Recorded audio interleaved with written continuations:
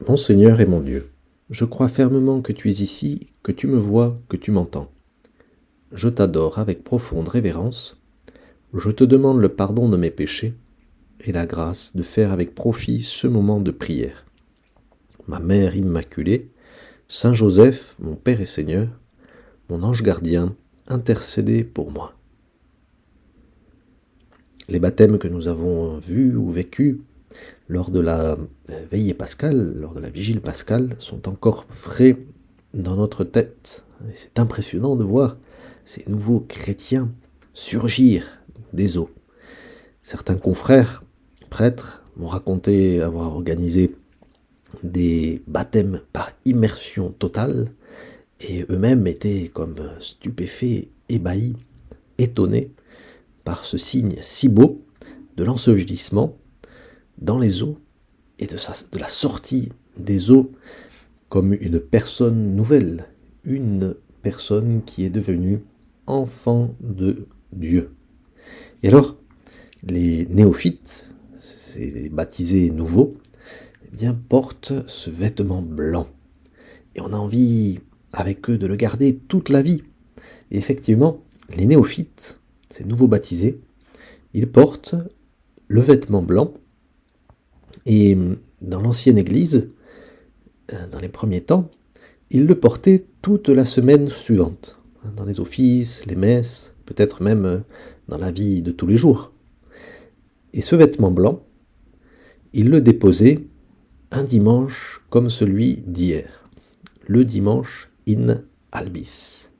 C'est le dimanche où les néophytes laissaient enfin ce vêtement blanc, parce que ils ne pouvaient pas porter ce vêtement blanc toute leur vie, mais on les encourageait à garder cette blancheur dans leur cœur. C'est ce que dit saint Augustin dans une de ses homélies. Laissez ce vêtement blanc, mais de telle manière que la blancheur du vêtement que vous déposez reste toujours dans votre cœur. Et alors, comment garder cette blancheur toujours dans notre cœur ? Eh bien, en se souvenant souvent que la vie est un ensevelissement avec le Christ pour ressurgir vivant avec lui. Et comment accepter cet ensevelissement ?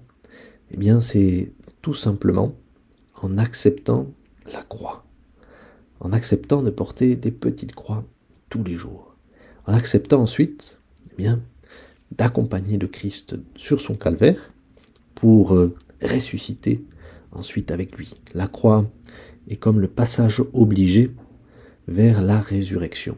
C'est logique, mais parfois ça nous coûte de le comprendre.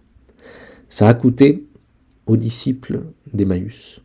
Les disciples d'Emmaüs, ils s'en sont allés tout tristes de Jérusalem, et quand nous lisons bien et nous méditons cet épisode de l'Évangile, nous comprenons quelle est la source de cette tristesse. Et la source de cette tristesse, c'est leur refus d'accepter un Christ qui souffre. Et c'est pour cela que Jésus va à leur rencontre, justement pour leur expliquer cela, que c'était dans les plans de Dieu que Jésus souffre pour nous. Et chacun des apôtres, d'une certaine manière, intérieurement, a dû accepter cela. Chacun selon son histoire, chacun suivant son parcours et son chemin. On le voit très clairement dans la vie de saint Thomas, où saint Thomas, dans sa tête, a comme un blocage.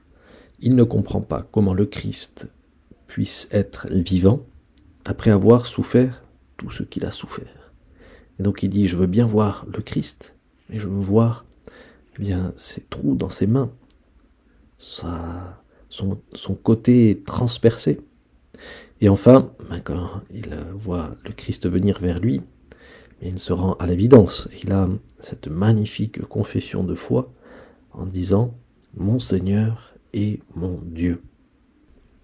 Les disciples d'Emmaüs, saint Thomas et saint Pierre aussi à bien des égards et beaucoup d'autres apôtres s'étaient fait l'idée d'un Messie qui devait triompher humainement, qui devait restaurer le royaume d'Israël et bouter les Romains hors de la Palestine. Mais petit à petit, ils ont compris bien que finalement, le royaume du Seigneur était tout spirituel.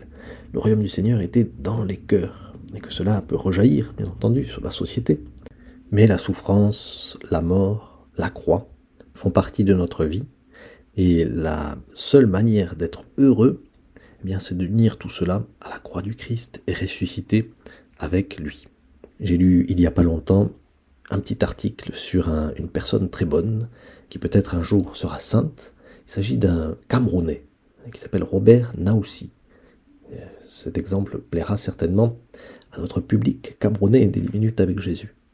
Et donc, ce jeune Camerounais s'était converti quand il avait 7 ans. Il était plein d'enthousiasme pour le Christ, il voulait même devenir prêtre, et tous ses plans se sont un peu effondrés quand il avait 16 ou 17 ans, et qu'il a appris qu'il était atteint de la lèpre, et de la forme plus grave de la lèpre. Et pour lui, ça a été une grande épreuve, et au début, il n'acceptait pas cette épreuve. Il avait dit à l'aumônier de sa léproserie qu'il ne comprenait pas tout cela, il ne comprenait pas pourquoi il était là. Et son aumônier lui a dit, il n'y a que Jésus qui peut te répondre. Et alors ce petit Robert, il a prié pendant 3 jours, sans manger, ni boire, ni dormir, et il a compris, au bout de 3 jours, il a accepté cette croix, et il a dit, ça y est, j'ai compris pourquoi le Seigneur m'a donné cette croix, je suis là pour que mes frères et sœurs connaissent Jésus. Et à partir de ce moment-là, il ne s'est jamais plaint. Il a vécu cette maladie pendant plus de 7 ans avec un esprit surnaturel extraordinaire. Et il est mort à l'âge de 23 ans. Et à la suite de sa mort, ses 9 frères et sœurs se sont convertis un à un. Il disait qu'il voyait dans sa maladie un instrument de travail, disait-il, pour débroussailler la route du ciel pour les autres. Et effectivement, c'est ce qu'il a fait en offrant sa croix, sa grande croix, en l'offrant au Seigneur et en l'unissant à la croix du Christ. Cette croix a le pouvoir de régénérer notre être tout entier, dans ses 4 points cardinaux, à l'est, l'ouest, le sud, le nord. C'est pourquoi parfois on représente la croix avec des flèches au bout des 4 pointes de la croix, car elle a ce pouvoir de transformer tout de l'intérieur. Rejeter la croix ou l'éviter empêche la rédemption de opérer dans notre cœur. Et donc, d'une certaine manière, on se renie nous-mêmes quand on nie la croix. Et on rejette notre condition d'être aimé. Et donc, on retombe dans l'esclavage du péché. Malheureusement, de nos jours, il y a une véritable offensive pour éliminer la croix. On essaye d'éliminer le crucifix de tous les lieux publics, mais aussi de notre vie privée, en évitant à tout prix la douleur, et en faisant d'une vie de plaisir l'unique objectif d'une vie plaisante, d'une vie réussie. Au contraire, le pape François nous assure que la croix du Christ, embrassée avec amour, ne conduit jamais à la tristesse, mais à la joie d'être sauvé. Seigneur, nous venons de finir l'octave de Pâques et nous sentons s'éloigner un petit peu la joie de ta résurrection, car c'était déjà il y a plus d'une semaine. Et pourtant, nous voulons garder cette joie, cette blancheur des néophytes.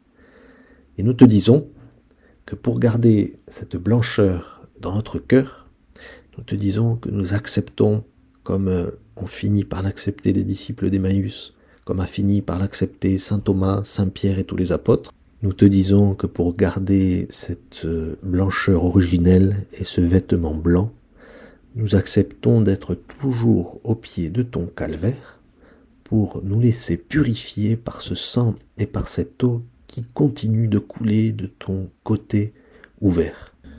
Je te remercie, mon Dieu, des bonnes résolutions, des actes d'amour et des inspirations que tu m'as communiquées dans cette méditation.